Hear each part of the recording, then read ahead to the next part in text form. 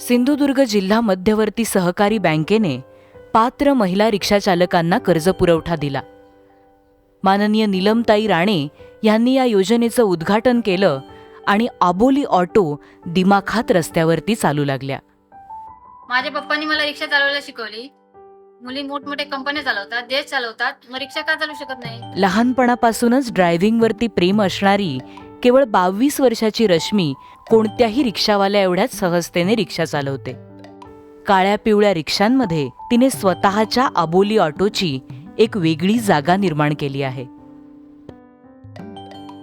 अचानकपणे माझ्या फॅमिलीची जबाबदारी माझ्यावर पडली. मग मी नंतर काय करायचं हा माझ्याकडे मोठा प्रश्न होता. आमचे भाऊजी बोलले तू ऑटो शिकू शकतेस, आणि त्यांनी मला 8 दिवसात ऑटोही शिकवली. पण ऑटो घेणार कसे हा आमच्याकडे मोठा प्रश्न होता. त्यानंतर सिंधुदुर्ग बँकेकडून आम्ही कर्ज प्रस्ताव केला आणि नितेश राणे साहेबांनी आम्हाला आर्थिक मदत केली. ऑटो घेतल्यानंतर भाऊजी फर्स्ट टाइम मला स्टँडला सोडून गेले होते. त्यांनी मला हा प्रश्न केला की मला बोलले की पाण्यात पडल्याशिवाय तुला पोहता येणार नाही, आणि त्यावेळी मी खूप रडले. पण मी आता स्वतःच्या पायावर उभी आहे आणि कुठेही कधीही जाऊ शकते, एवढी माझ्यामध्ये ताकद आहे.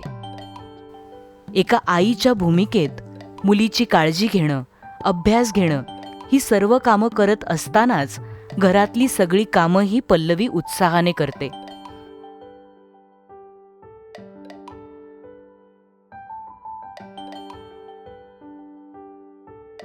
आणि नंतर जबाबदारीचा कोट परिधान करून 3 चाकांवरती घराचा आर्थिक डोलाराही सांभाळते.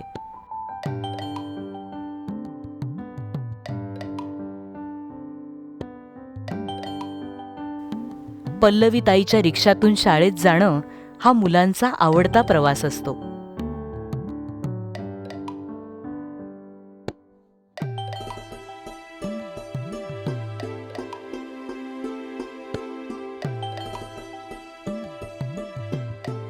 वयोवृद्ध लोकही विश्वासाने पल्लवीच्या रिक्षात बसतात.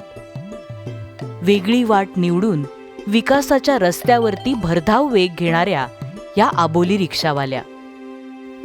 सिंधुदुर्ग जिल्हा बँकेला यांच्यावरती सार्थ अभिमान आहे.